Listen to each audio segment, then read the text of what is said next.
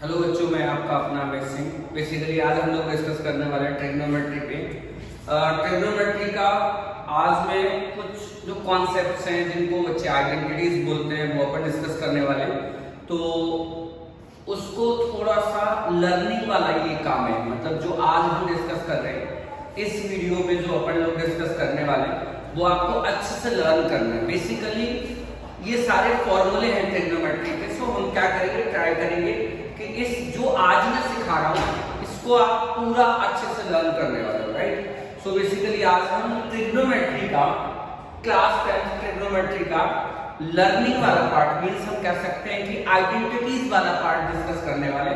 सो आप प्लीज इसको अच्छे से समझना है, ठीक है। जितना अच्छे से समझोगे उतना जल्दी याद हो जाता है, ठीक है। तो ट्रिग्नोमेट्री होता है क्या, बेसिकली बच्चों मैथमेटिक्स में एक छोटा सा पार्ट है, deals with triangle and it's sides and it's angles. मतलब ट्रिग्नोमेट्री मैथमेटिक्स का एक छोटा ब्रांच है जो कि बेसिकली ट्रायंगल्स के साइड्स एंड एंगल्स में रिलेशन बताता है। मैं फिर से रिपीट कर दूं, trigonometry is a branch of a mathematics that deal with the triangle sides and angles, या you can say it states the relation between the angles and the sides of a triangle, right। तो हम triangle के trigonometry के हम लोग कुछ concept सीखने वाले हैं। सो सबसे पहले तो मैं आपको फर्स्ट नोट बता दूं क्या करने वाले हैं। फर्स्ट नोट में या फर्स्ट पॉइंट बोल सकते हैं इसको, दिस इज फर्स्ट पॉइंट। और फर्स्ट पॉइंट में हम डिस्कस करने वाले हैं ये कॉन्सेप्ट कि राइट एंगल ट्रायंगल में हम जो ट्रिग्नोमेट्रिक रेशियोज पढ़ते हैं, sine theta, cos theta, tan theta, cot, sec, cosec, तो ये सब राइट एंगल ट्रायंगल में बच्चों अप्लाई होता है। So basically right angle triangle में hypotenuse, base and perpendicular side और ऑपोजिट साइड कैसे आइडेंटिफाई करते हैं, फर्स्ट कॉन्सेप्ट में ये सिखा रहा है, राइट। जैसे मैंने कभी किसी बच्चे से पूछा कि भाई ये एक राइट एंगल ट्रायंगल है, ये एक राइट एंगल ट्रायंगल है, ठीक। यहाँ पे ये 90 डिग्री है, दिस इज ए, ठीक है, बी और सी, ये राइट एंगल ट्रायंगल बना दिया। और मैंने यहाँ पे बच्चों ये एंगल ले लिया, दिस एंगल इज थीटा। मैं क्या बताने जा रहा हूँ, कॉन्सेप्ट 1 में ये एक्सप्लेन कर रहा हूं कि ट्रिग्नोमेट्री में परपेंडिकुलर, ट्रिग्नोमेट्री में जब मैं एक राइट एंगल ट्रायंगल लेता हूं तो राइट एंगल ट्रायंगल के अंदर इसमें परपेंडिकुलर साइड किसको बोलते हैं, बेस साइड किसको बोलते हैं, हाइपोटेनस साइड किसको बोलते हैं। तो ऐसे याद रखना है, ये जो 90 डिग्री एंगल है, 90 डिग्री एंगल, इसके ऑपोजिट वाले जो साइड होता है it is always hypotenuse. This is the always hypotenuse। जो एंगल आपने सिलेक्ट किया है, C को आपने थीटा बोला है, इसके ऑपोजिट वाला जो साइड होता है it is always a perpendicular side. कौन सा साइड बच्चों, इसको परपेंडिकुलर साइड बोलते हैं। एंड रिमेनिंग जो बचा वो क्या है, इट इज बेस। शायद आपको समझा होगा मैंने क्या बोला। अब बच्चे बोलेंगे सर इसमें नया क्या था, हमने तो ये पहले से ही सीखा हुआ। नहीं, मान लो ये सेम चीज मैंने रिपीट कर दी और मैंने किसी बच्चे से पूछा कि अब बताओ, मैंने एक राइट एंगल ट्रायंगल लिया ए बी सी और मैंने यहाँ पे इस बार ये 90 डिग्री एंगल लिया और ये एंगल को मैंने बोल दिया थीटा, ठीक। अब मैं किसी बच्चे से बोलूं तो वो बच्चों का माइंड सेट है कि सर ये परपेंडिकुलर है, ये क्या है, बेस। नहीं, इस बार उल्टा है। मैं यही सिखाने के लिए ये वाली चीज आपको एक्सप्लेन कर रहा हूं। अगर मैंने ये एंगल सिलेक्ट किया है, अगर मैं ये एंगल ले रहा हूं, उसके ऑपोजिट वाला साइड परपेंडिकुलर साइड है, मतलब ये वाला साइड परपेंडिकुलर है, ये 90 डिग्री लिया, इसके ऑपोजिट वाला साइड हाइपोटेनस है, हाइपोटेनस साइड है। और जो बचा है इस बार ये वाला साइड क्या हो गया, बेस साइड। और एक डायग्राम देखते हैं, उससे समझते हैं। मान लो मैंने ऐसा एक डायग्राम लिया, सुनना ध्यान से, ये डायग्राम, और ये डायग्राम में मैंने ऐसा किया, ठीक, ए बी बस सी, ये भी राइट एंगल ट्रायंगल। मैंने सपोज ये वाला एंगल लिया, ये एंगल को मैंने थीटा बोला। अब मैं आपसे पूछूं कि बताओ इस ट्रायंगल में हाइपोटेनस साइड कौन सा है, बेस साइड कौन सा है, and hypotenuse base perpendicular side कौन सा है। सो हम तीनों साइड से आइडेंटिफाई करें, बहुत आसान है। ये 90 डिग्री एंगल, इसके ऑपोजिट वाला साइड परपेंडिकुलर, इसके opposite hypotenuse, sorry always hypotenuse, opposite to 90 degree. जो एंगल सेलेक्ट किया है उसके ऑपोजिट हमेशा क्या होता है, परपेंडिकुलर साइड, एंड जो रिमेनिंग बचता है वो क्या होता है, बेस। तो ये बिल्कुल क्लियर नहीं है कि ये वाला साइड हमेशा बेस होगा। ये कंफ्यूजन खत्म करने के लिए मैंने ये फर्स्ट नोट बनाया है। मतलब आपको perpendicular side, hypotenuse side and base side का कंफर्मेशन कैसे होता है। इन राइट एंगल ट्रायंगल में जो एंगल सेलेक्ट करता हूं उस एंगल के ऑपोजिट वाला साइड परपेंडिकुलर होता है, 90 डिग्री के ऑपोजिट वाला साइड हाइपोटेनस होता है, एंड जो बच गया साइड परपेंडिकुलर और हाइपोटेनस के बाद वो बेस साइड है। सो मैंने आपको ये चीज एक्सप्लेन कर दी। अभी मैं आता हूं बच्चों, हमने क्या बोला था, अभी थोड़ी देर पहले मैंने क्या एक्सप्लेन किया था कि बेसिकली ट्रिग्नोमेट्री से हम क्या सीखते हैं। ट्रिग्नोमेट्री हमें ये बताता है कि बेसिकली हम ट्रिग्नोमेट्री से एंगल और साइड्स में रिलेशन बनाते हैं, ठीक। तो एंगल और साइड्स में रिलेशन कैसे बनाते हैं वो देखो। जैसे मान लो मैंने बच्चों एक राइट एंगल ट्रायंगल सेलेक्ट किया, ये मैंने एक राइट एंगल ट्रायंगल सेलेक्ट किया एबीसी, ठीक। यहां पे इसको एंगल थीटा एज्यूम कर लिया और ये 90 डिग्री मैंने एज्यूम कर लिया, राइट। अब मैंने आपसे पूछा कि भाई बताओ यहाँ पे परपेंडिकुलर कौन सा है, तो ये साइड परपेंडिकुलर हो गया, ये साइड हाइपोटेनस हो गया, और बचा हुआ साइड ये वाला साइड बेस साइड हो गया। ये बात आपको बिल्कुल क्लियर हो गई।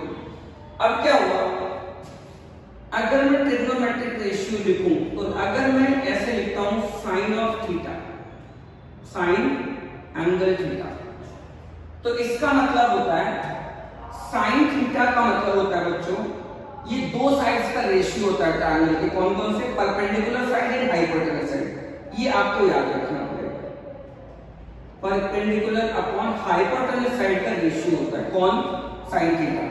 यहां पे अगर मैं देखूं इस ट्रायंगल के अंदर तो परपेंडिकुलर साइड AB हो गया एंड हाइपोटेनस साइड AC हो गया, तो साइन थीटा की वैल्यू क्या आएगी, AB अपॉन AC। ये बात आपको याद रखनी पड़ेगी कि sine theta is ratio of perpendicular and hypotenuse. Next अगर मैं बोलूं कि cos of theta, cos theta मैंने लिखा। अब cos थीटा याद रखना पड़ेगा कि बेस एंड हाइपोटेनस का रेशियो होता है, बेस अपॉन हाइपोटेनस का रेशियो।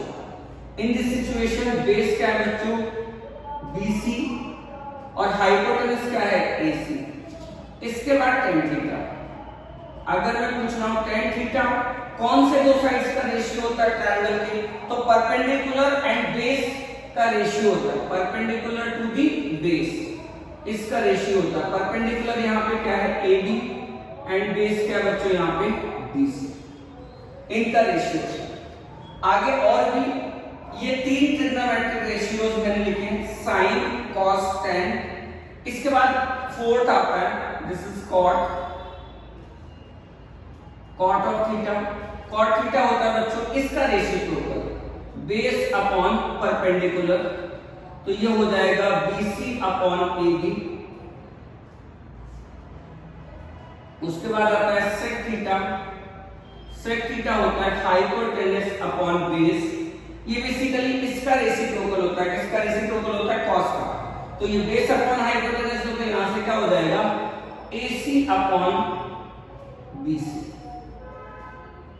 ठीक। इसके बाद अगर मैं लिखूं cosec थीटा, तो ये sin थीटा का रेसिप्रोकल होता है। sin थीटा का रेसिप्रोकल मतलब क्या हो गया, हाइपोटेनस अपॉन परपेंडिकुलर। सो हाइपोटेनस क्या है बच्चों, AC, और परपेंडिकुलर क्या है, AB। ऐसा है, ठीक। तो ये तो ट्रिग्नोमेट्री, ये आपको तीन चीजें याद रखनी। क्या याद रखना है, देखो सुनो ध्यान से, क्या याद रखना है बच्चों कि sin theta perpendicular upon hypotenuse होता है। अब थीटा डिसाइड करेगा कि ट्रायंगल का कौन साइड परपेंडिकुलर है और 90 डिग्री डिसाइड करेगा कौन सा साइड हाइपोटेन्यूस है। बट ये पक्का है किसी भी ट्रायंगल में sine means ratio of two sides perpendicular and hypotenuse. cos याद रखो, cos theta means it is ratio of base and hypotenuse, tan theta means it is ratio of perpendicular and base. ये तीन बातें याद रखनी है। इसको मैंने इसीलिए मार्क किया है, इनको क्यों नहीं मार्क किया बता देता हूं। एक्चुअल में क्या हो रहा है बच्चों, ये जो cot है ये जस्ट इसका रेसिप्रोकल है, फिर sec कहां से आया कि cos का रेसिप्रोकल है, इसका उल्टा, और cosec किसका रेसिप्रोकल है, sin। तो अगर हमें ये तीन याद है तो बाकी रेसिप्रोकल कर करके हम निकाल सकते हैं cot, sec एंड cosec। ठीक, अब नेक्स्ट आती है बात दूसरा आइडेंटिटी। ठीक है, वो है यहां पे मैंने सब थर्ड लिख दिया, थर्ड आइडेंटिटी। एंड इसको बोलते हैं बच्चों रेसिप्रोकल रिलेशन। रेसिप्रोकल रिलेशन इसका क्या मतलब है मैं आपको बताऊं। अभी जो मैंने थोड़ी देर पहले आपको बताया वो मैंने एक चीज बताई कि sin theta is basically 1 cosec। मतलब अगर मैं cosec का रेसिप्रोकल करूं तो sin आएगा। और ये बोल सकते हैं कि अगर कोई पूछ रहा है cosec थीटा क्या होता है, हमें नहीं आता, तो मैं sin का रेसिप्रोकल कर सकता हूं, तो 1 sin।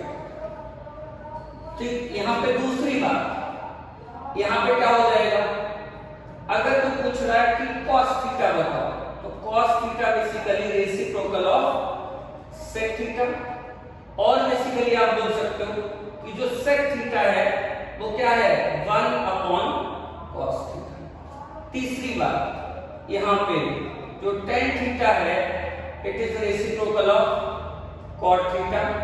और ऐसे बोल सकते हैं कि जो cot थीटा है वो क्या हो जाएगा 1 tan थीटा। ये रेसिप्रोकल रिलेशन है कि अगर मैं cosec का रेसिप्रोकल ले लूं, उल्टा कर दूं cosec को, तो sin मिल जाएगा, sec का रेसिप्रोकल से cos मिल जाता है, cot के रेसिप्रोकल से tan, इसका उल्टा sin का रेसिप्रोकल cosec होता है, cos का रेसिप्रोकल sec होता है, tan का रेसिप्रोकल cot होता है। अब इसको और समझते हैं थोड़ा सा आगे। जैसे एक नंबर है a और उसका रेसिप्रोकल मैंने लिखा 1 a। अगर एक नंबर और उसका रेसिप्रोकल मल्टीप्लाई होगा तो हमेशा आंसर कितना आएगा 1। फिर से रिपीट करता हूं, अगर कोई नंबर x लिया और उसका रेसिप्रोकल मैंने लिखा 1 x और इसको मल्टीप्लाई किया तो आंसर कितना आएगा 1। अब यही चीज मैं यहां अप्लाई करता हूं। अगर मेरे से कोई ये पूछे कि भाई ये बताओ sin theta and cosec theta एक दूसरे के रेसिप्रोकल होते हैं, अगर मैं इनको मल्टीप्लाई कर देता हूं तो क्या मिलेगा, तो अभी आंसर आपको क्लियर होगा कि 1 आएगा। सिमिलरली cos थीटा एंड क्या हो जाएगा sec थीटा, इनका रेसिप्रोकल, इसका मल्टीप्लिकेशन 1 क्योंकि एक दूसरे के रेसिप्रोकल है, tan theta and cot theta का मल्टीप्लिकेशन कितना हो जाएगा 1। ये चीज भी याद रखना चाहिए आपको कि sin और cosec रेसिप्रोकल होते हैं, और अगर दो रेसिप्रोकल्स मल्टीप्लाई होते हैं तो 1 आता है। cos और sec रेसिप्रोकल होते हैं, उनका मल्टीप्लाई किया तो 1 आता है। tan theta into cot theta भी 1 आता है क्योंकि वो एक दूसरे के रेसिप्रोकल हैं। फोर्थ आइडेंटिटी, इसको बोलते हैं बच्चों quotient relation.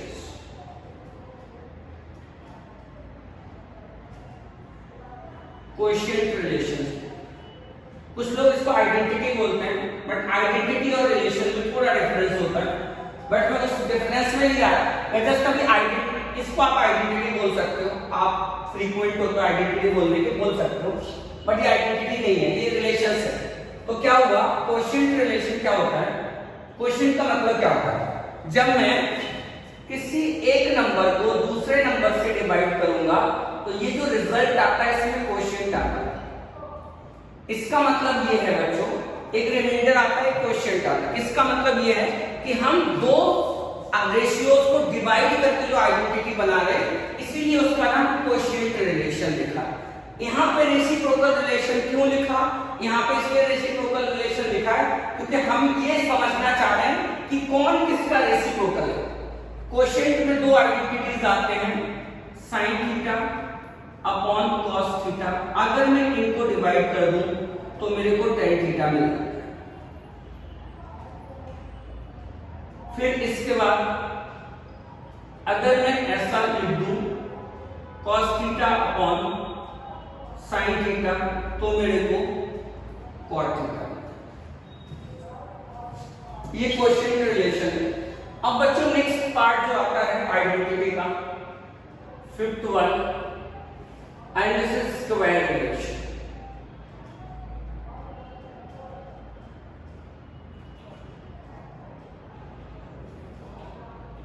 Square relations, square relations में इसको आप स्क्वायर आइडेंटिटीज बोलते हो। First identity is sine square theta plus cos square theta equals to 1। बच्चों ये आइडेंटिटी ऐसे याद करना बिल्कुल सही है, बट एग्जैक्टली ऐसे याद करना बिल्कुल सही नहीं। हमें थोड़ा और इसके बारे में सीखना पड़ेगा। ये डायरेक्टली ऐसे बहुत कम अप्लाई होता है। कैसे अप्लाई होता है, इसको थोड़ा सिंपलीफाई करके अपन अप्लाई कर सकते हैं। अगर मैं साइन स्क्वायर थीटा लिखना चाहता हूं तो साइन स्क्वायर थीटा की वैल्यू ये कॉस स्क्वायर थीटा को इधर भेज दो तो ये हो जाएगा 1 माइनस कॉस स्क्वायर थीटा। मतलब मैं आपको ये बोलना चाह रहा हूं, यही आइडेंटिटी अगर कहीं 1 माइनस कॉस स्क्वायर थीटा लिखा हुआ दिखेगा तो साइन स्क्वायर थीटा लिखना आना चाहिए। ये इस आइडेंटिटी का एप्लीकेशन है। अगर कोई बोलता है बताओ कॉस स्क्वायर थीटा क्या होगा, तो कॉस स्क्वायर थीटा की जगह में साइन स्क्वायर थीटा इधर भेज दूं तो ये क्या आता है 1 माइनस साइन स्क्वायर थीटा। मैं आपको ये सिखाना चाहता हूं कि खाली आइडेंटिटी याद करने से काम नहीं चलेगा। अगर आपको ये आइडेंटिटी आती है तो ये सिंपलीफिकेशन भी आनी चाहिए कि sine square theta can be written as 1 minus cos square theta and 1 minus cos square theta can be written as sine square theta. Similarly cos square theta can be written as 1 minus sin square theta and 1 minus sin square theta can be written as cos square theta। एक और identity है square वाली, sec square theta minus tan square theta equals to 1। ये identity आपको learn होगी, but ये ऐसे याद करना सही है, बट एग्जैक्टली नहीं। कैसे, अगर हम इसमें थोड़े से चेंजेस कर दें, मैं बच्चों को पूछता हूं बताओ sec square theta क्या होगा, तो उन्हें नहीं पता होता है। अगर sec स्क्वायर थीटा निकालना है, इसको इधर ही रखो, होल्ड करो, इसको उठा के कर लो, क्या हो जाएगा 1 प्लस tan स्क्वायर थीटा। अगर tan स्क्वायर थीटा निकालना है तो इसको यहां लाओ और इसको इधर, तो यहां से क्या आ जाएगा tan स्क्वायर थीटा का जो आंसर आ जाएगा वो आ जाएगा sec स्क्वायर थीटा माइनस 1। ये दोनों चीजें यहीं से आती हैं, बस आनी चाहिए आपको समझ में। एक और आइडेंटिटी है स्क्वायर में, cosec square theta minus cot square theta equals to 1। अब ये याद करना सही है। इसको भी सिंपलीफाई करके दो और रिजल्ट निकाल सकते हैं। जैसे अगर मैं बोलूं cosec स्क्वायर थीटा तो वो आ जाएगा 1 plus cot square theta. cot square theta लिखूं यहां से, अगर जरूरत पड़ती है तो वो आ जाएगा cosec स्क्वायर थीटा माइनस 1। ये इसके दो और एडिशनल रिजल्ट्स हैं। बट अगर आपको ये वाली आइडेंटिटी आती है तो ये निकालना कोई बड़ी बात नहीं है, ये तो हर बच्चा सीख सकता है। ये मैंने बताया कि खाली इससे नहीं काम चलेगा, इसके दो रिजल्ट और हो सकते हैं। इससे काम नहीं चलेगा, इससे ज्यादा ये यूज होते हैं। इससे काम नहीं चलेगा, उन्हें इससे इसके ही ये रिजल्ट आते हैं डराइव करके। तो बेसिकली हमने अभी तक 5 नोट्स और की पॉइंट सीखे हैं ट्रिग्नोमेट्री चैप्टर से रिलेटेड। इसके बाद 5 के बाद मैं आपको बताता हूं 6th point is trigonometry table में साइन की वैल्यू, कॉस की वैल्यू, tan की वैल्यू आपको ट्रिग्नोमेट्री में पूरा याद नहीं करना है। साइन का पूरा column, sine 0 degree, sine 30 degree, sine 45 degree, sine 60 degree, sine 90, ऐसे कॉस का एंड tan का, ये चीज हमें याद करनी पड़ेगी। तो मैं ये इरेज कर देता हूं। आप क्या करो, वीडियो को स्टॉप कर सकते हो, वीडियो स्टॉप करके ये नोट डाउन कर सकते हो, राइट। ओके बच्चों, सो नेक्स्ट जो आता है वो trigonometry. Next point is basically trigonometry table.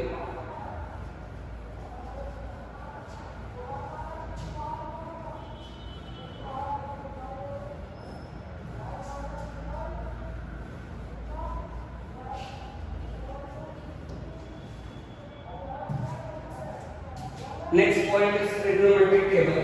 अभी तक हमने 5 पॉइंट्स डिस्कस किए थे, यहाँ पे 6th one is trigonometric table.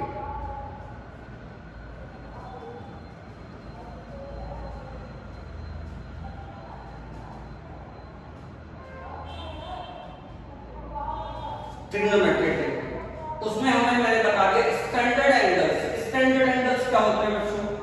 Standard angles क्या होते हैं? स्टैंडर्ड एंगल्स होते हैं 0 degree, 30 degree, 45 degree, 60 degree and 90 degree. हमें क्या करना है बच्चों? इस पे हमारे ट्रिग्नोमेट्रिक रेशियोज की वैल्यू, साइन की वैल्यू इन सारे एंगल्स पे, कॉस की वैल्यू इन सारे एंगल्स पे एंड टेन की वैल्यू इन सारे एंगल्स पे निकाल सकते हैं। मतलब लर्न होना चाहिए। तो आप बोलोगे सर वो बाकी सेक, कॉसेक, कॉट कोई नहीं, वो तो हमें पता ही है कि अगर मेरे को tan पता है और कोई मेरे से कॉट पूछ रहा है तो tan की वैल्यू का रेसिप्रोकल कर दो, आपको कॉट मिल जाएगा। सो नीड नहीं है कि हम कॉट याद करें, सेक याद करें, कॉसेक याद करें।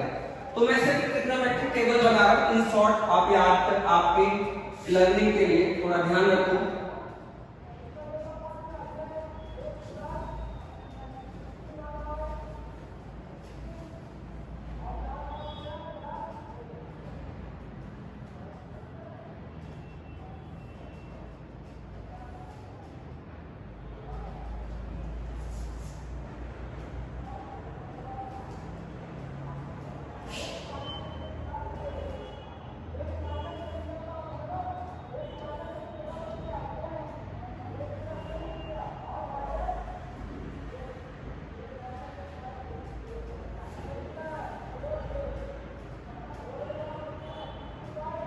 Zero degree, 30 degree, 45 degree, 60 degree and आगे कॉलम और बनाना पड़ेगा एंड दिस इज 90।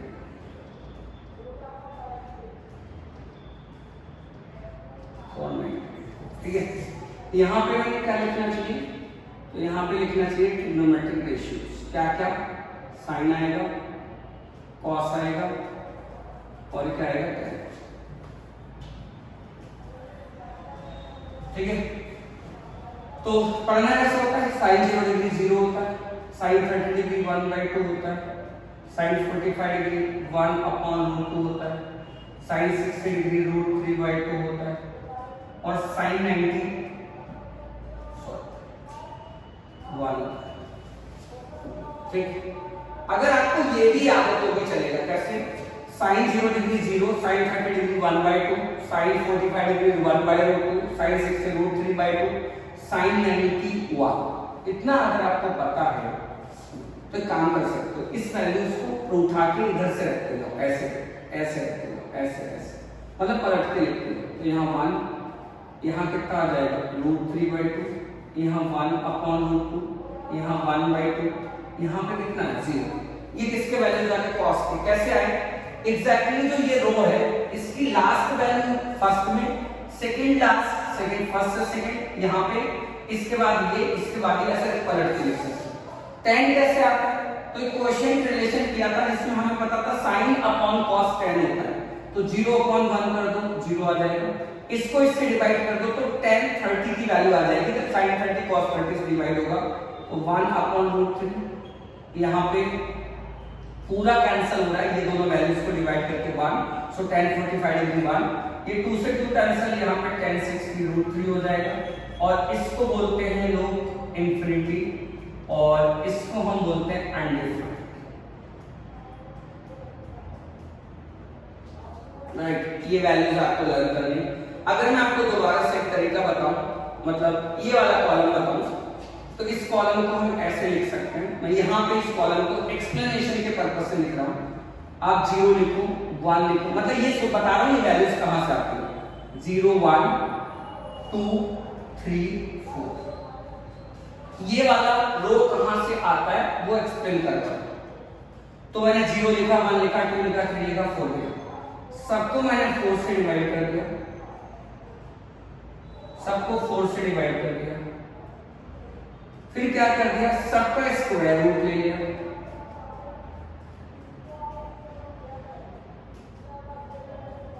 तो इसका 0/4 0 होता है, 0 का स्क्वायर रूट 0 होता है।